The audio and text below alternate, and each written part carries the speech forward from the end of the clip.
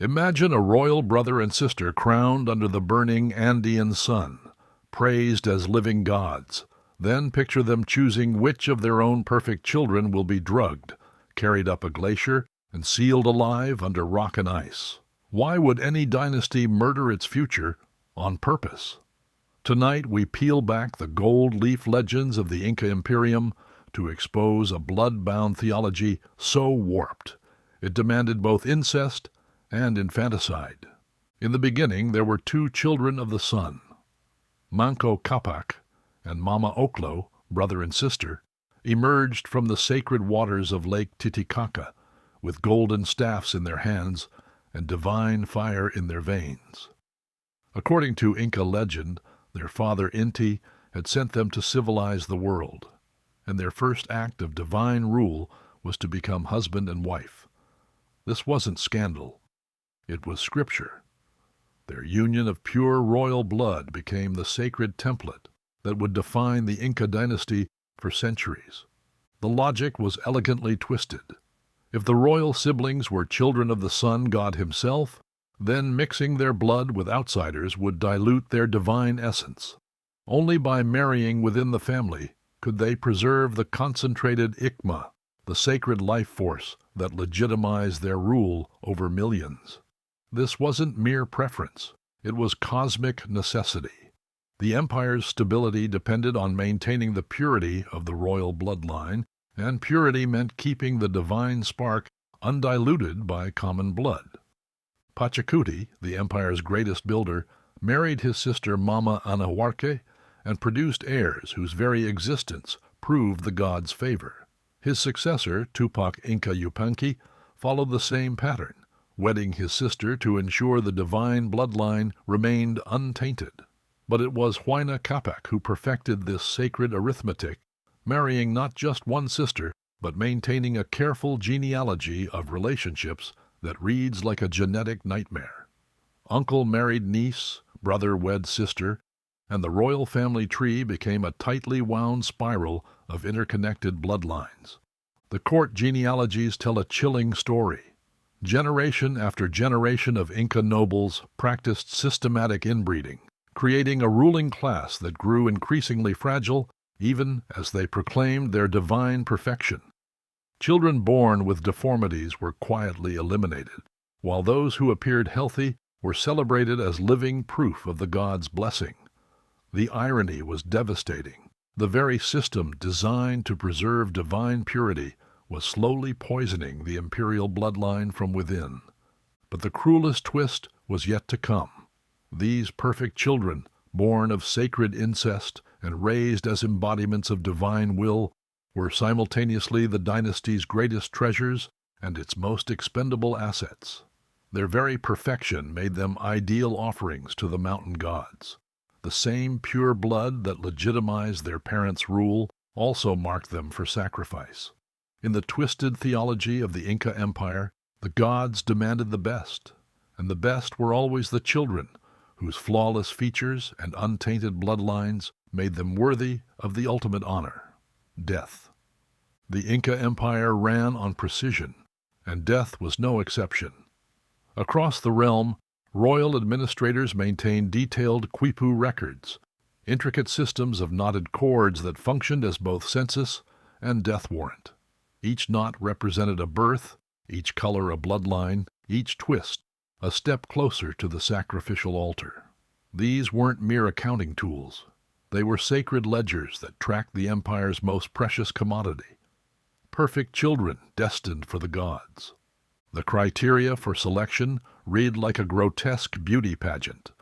Royal inspectors moved through imperial nurseries with the methodical eye of livestock judges, examining infants for the slightest imperfection. Symmetrical features were essential. Any hint of asymmetry suggested diluted divine blood. Birthmarks were automatic disqualification, as were visible deformities or signs of illness, but physical perfection was only the starting point. The child's genealogy mattered even more. Only those born from the union of an emperor and his full sister possessed the concentrated divine essence worthy of the mountain gods. The quipu keepers developed a color-coded system of terrifying efficiency. Silver cords marked children of pure royal blood, gold indicated direct imperial descent, and crimson threads designated those selected for Capacocha, the ultimate sacrifice. Parents learned to dread the sight of priests approaching their children with measuring cords, knowing that perfection meant death. The most beautiful, the most healthy, the most beloved would be marked with those fatal crimson threads and entered into the sacred ledger of the condemned. What made this system particularly horrifying was how it transformed parental love into agonizing paradox. Mothers and fathers prayed their children would be beautiful and healthy, yet that same beauty became a death sentence. A slight asymmetry in facial features, a small birthmark, even a minor illness could save a child's life by rendering them unworthy of divine attention. Parents found themselves hoping their perfect babies would develop flaws, while simultaneously knowing that such imperfections might doom them to exile or execution as unfit for royal lineage. The priests maintained their records with religious devotion, updating the quipu every few months as children grew and their suitability for sacrifice became clearer. They tracked not just physical development, but also behavioral traits. Children who showed exceptional beauty, intelligence, or noble bearing rose higher on the sacrificial lists. The irony was inescapable. Every positive quality that should have guaranteed a bright future instead increased the likelihood of an early grave. In the royal nurseries, wet nurses learned to recognize the subtle signs of impending selection. When priests arrived with their measuring tools and colored cords, conversation stopped and breathing grew shallow. They would examine the children like precious gemstones, noting the clarity of their eyes, the proportion of their features, the unblemished perfection of their skin. Those who passed inspection received colored cord bracelets, beautiful ornaments that were actually death certificates written in knots and dye. The sacred ledger grew thicker each year, filled with the names and descriptions of condemned children whose only crime was perfection itself. The selection always came with the dawn. Imperial messengers arrived on predetermined days marked by solar eclipses, harvest moons, or the appearance of certain constellations, cosmic events that demanded fresh communion between earth and sky. These weren't random raids but carefully orchestrated ceremonies timed to the Empire's sacred calendar. When the Vilkas appeared at estate gates with their feathered headdresses and silver-tipped staffs, everyone knew why they had come. The decree was always read in the Emperor's own voice, carried hundreds of miles by messengers who had memorized every inflection. By divine mandate of the Son of the Sun, the gods' hunger for perfection, the child marked with crimson thread shall ascend to join the celestial court. The words were honey-sweet with religious significance, but they meant only one thing. Your perfect child was about to die for the Empire. Mothers learned the cruelest lesson of imperial motherhood. They were forbidden to weep. Tears insulted Inti, the sun god, by suggesting his divine wisdom was somehow flawed.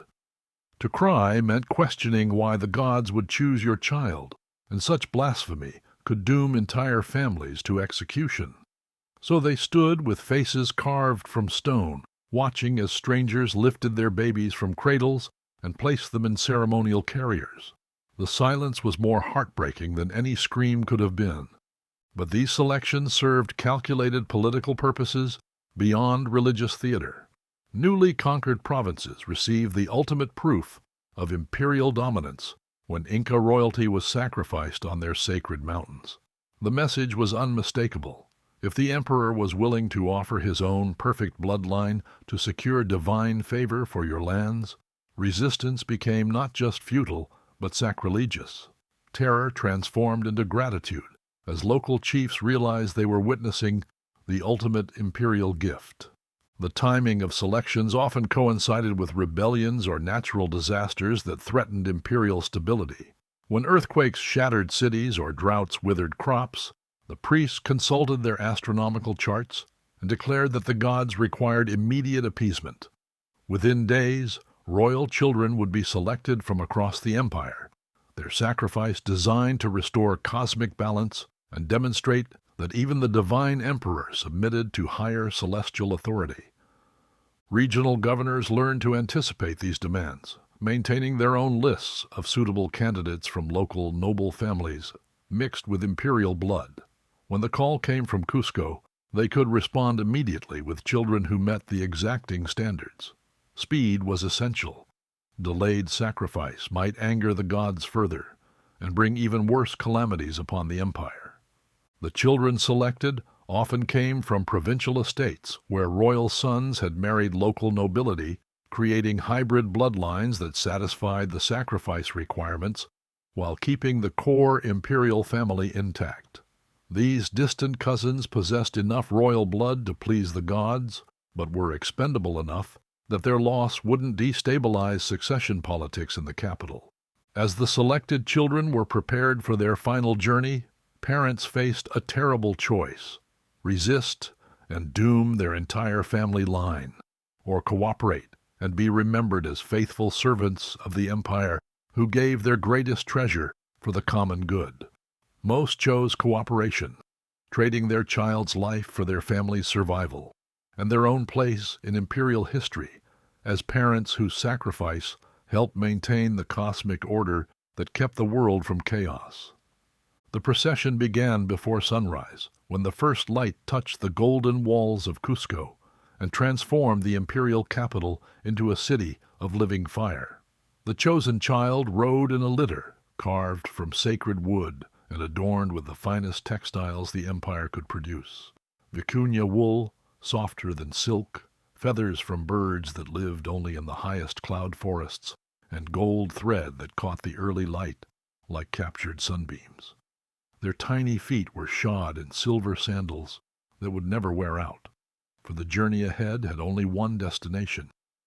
Thousands lined the stone-paved roads leading from the capital, throwing handfuls of multicolored maize petals that carpeted the path in yellow, purple, and red. The air filled with the sweet scent of crushed flowers and the low chanting of priests who walked alongside the litter, their voices rising and falling like mountain wind. Musicians played haunting melodies on bone flutes and skin drums, creating a funeral march disguised as celebration. To the crowds, this was the highest honor their empire could bestow, a royal child ascending to join the gods themselves. The route wound through carefully planned stops at way stations that had been preparing for months. At each halt, local nobles presented their finest offerings to add to the growing treasure that would accompany the child into the afterlife. Llamas with fleeces white as snow were tethered to the procession, their wool destined to become burial shrouds. Master weavers brought textiles so intricate they seemed painted rather than woven. Goldsmiths contributed miniature figurines that replicated the imperial regalia in perfect detail. Even human slaves were added to the retinue, servants who would be killed alongside the child to attend them in the celestial realm. As the procession climbed higher into the Andes, the ceremony took on increasingly otherworldly aspects. Priests began applying ritual decorations to the child's face and hands, using achiote dye to paint symbols representing dawn and dusk, the daily cycle of death and rebirth that the child would soon complete forever. Red circles on the cheeks symbolized the setting sun, while golden lines across the forehead represented the dawn that would greet their ascension to divinity. The altitude itself became part of the sacred theater. With each passing day, the air grew thinner and the landscape more austere, as if the physical world was gradually giving way to the realm of the gods.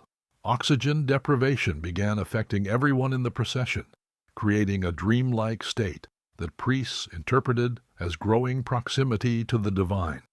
The child, cushioned in their litter and gradually succumbing to altitude sickness, grew quieter and more ethereal, their pale lips and glassy eyes making them appear already halfway to the spirit world.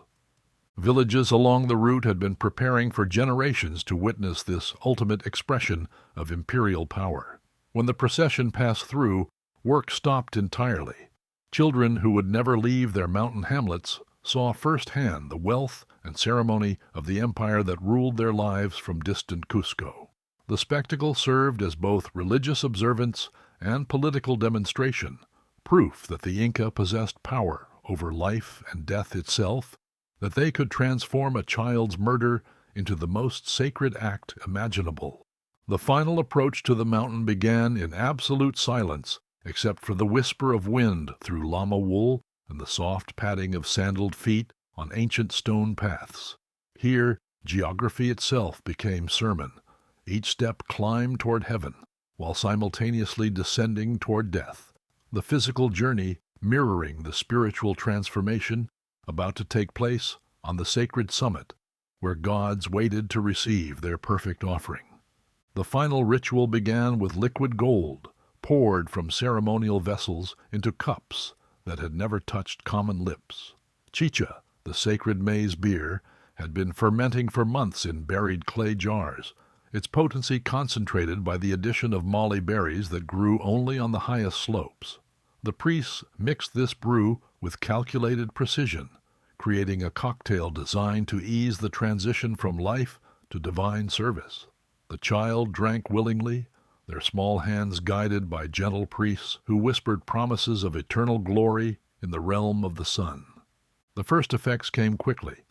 The alcohol warmed their small body against the mountain cold, painting their pale cheeks with a flush of artificial health.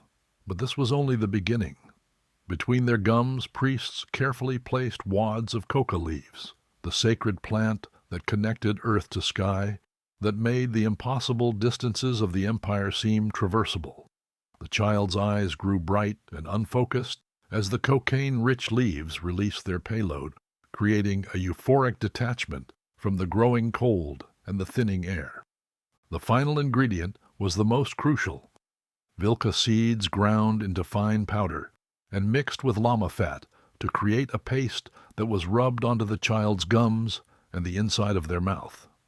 Modern analysis reveals these seeds contained compounds similar to modern anesthetics, creating a progressive paralysis that would leave the child conscious but unable to move or cry out. The priests understood the pharmacology perfectly. They had refined this combination over centuries of practice, calibrating doses to body weight and altitude to ensure the child remained alive but compliant during the final ceremony. As the drugs took hold, the child's breathing grew shallow, and their movements became languid. The coca leaves provided waves of euphoria that made the mountain cold feel distant and unimportant. Their small fingers traced patterns in the air, following visions that only they could see. The priests watched carefully, adjusting the dosage as needed to maintain the delicate balance between consciousness and paralysis. Too little, and the child might struggle. Too much, and they would die before the ceremony concluded, ruining the sacrifice's spiritual effectiveness. The transformation was heartbreaking to witness. The child who had been carried up the mountain as a living symbol of imperial perfection now sat in dreamy contemplation, their perfect features relaxed into an expression of otherworldly peace. They spoke in whispers to invisible companions, their drug-addled minds perhaps already communing with the mountain spirits who would soon receive them. The priests interpreted these murmurs as divine communication, proof that the child was already transitioning from mortal to deity. Outside the ceremonial cave, the mountain wind began to rise with the approaching night, carrying with it the scent of snow and the promise of killing cold.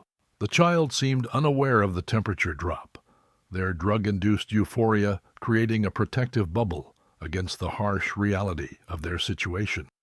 They smiled at the priests with trusting eyes, unaware that each sip of chicha and each coca leaf brought them closer to their final sleep. The ritual drink had transformed them into something between human and spirit, conscious enough to serve as a bridge between worlds, but too intoxicated to comprehend their fate. In this twilight state, suspended between life and death, they had become the perfect offering, alive but beyond suffering, aware but unable to resist the divine will that demanded their sacrifice. The burial chamber had been carved from living rock months in advance, its walls polished smooth as glass and oriented precisely toward the eastern horizon, where Inti would rise to welcome his newest divine child. The priests arranged the drugged child in the traditional position, knees drawn up to chest, arms wrapped around shins, face turned toward the dawn that would never come.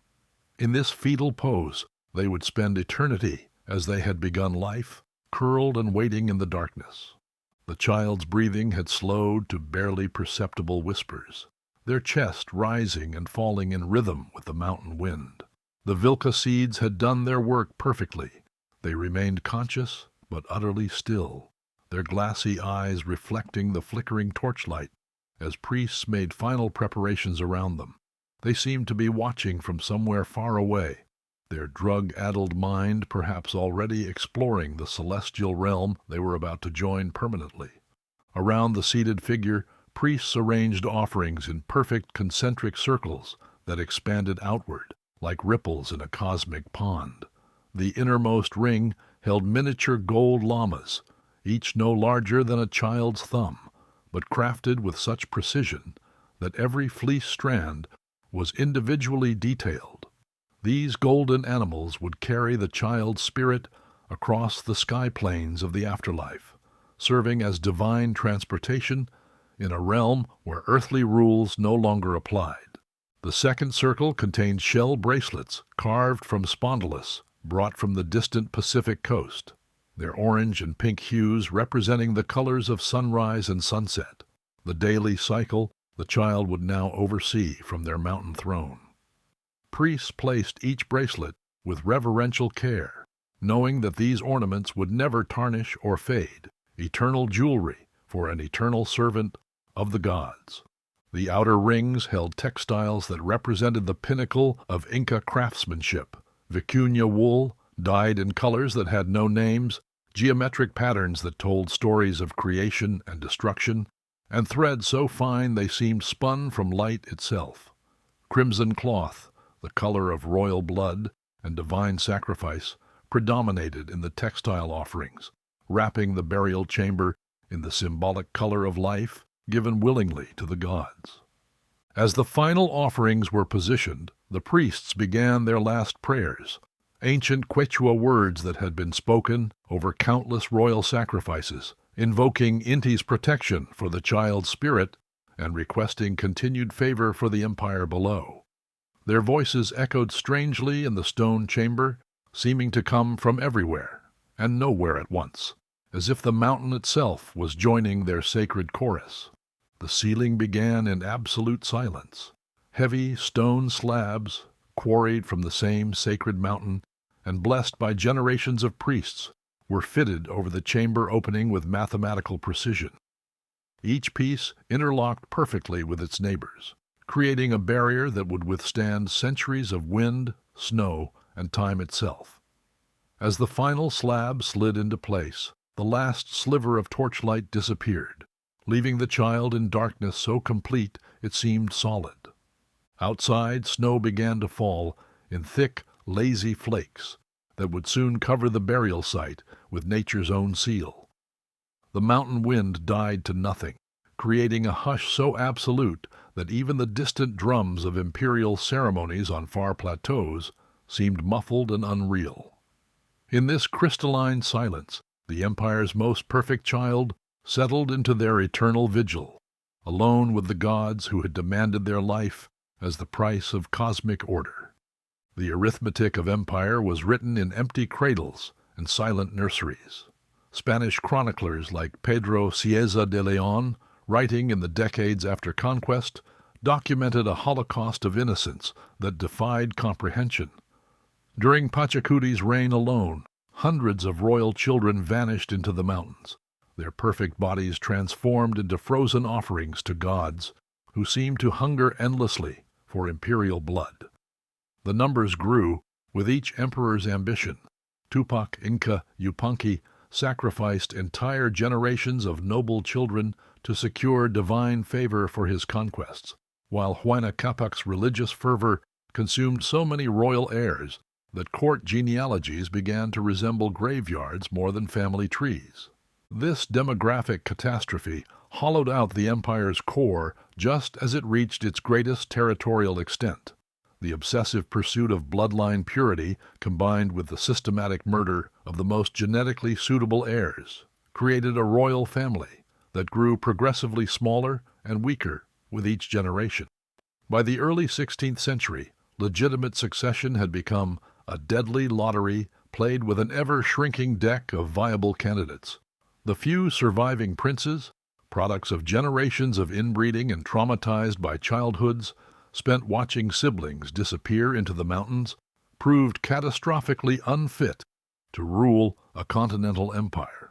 The succession crisis that erupted after Huayna Capac's death in 1527 was the direct result of this self-inflicted genetic and demographic disaster. Huáscar and Atahualpa, half-brothers who should have been natural allies, instead tore the empire apart in a civil war that left hundreds of thousands dead, and the Inca military exhausted just as Francisco Pizarro's conquistadors arrived on the coast. The irony was devastating. An empire that had sacrificed its children to ensure divine protection found itself defenseless when European diseases and weapons proved that mountains' gods offered no immunity to foreign conquest. The royal mummies bore silent witness to this civilizational suicide.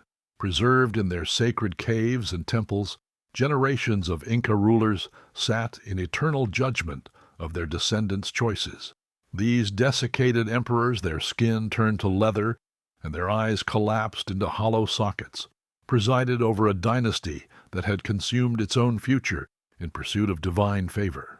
Court ceremonies still required consulting these ancestral corpses, but their wisdom had proven worthless. They had sanctioned the very practices that doomed their bloodline to extinction. Archaeological evidence from high-altitude burial sites continues to reveal the scope of this systematic infanticide. Frozen children, their bodies preserved by mountain cold for over 5 centuries, still sit in their stone chambers surrounded by offerings that testify to their family's wealth and their empire's priorities.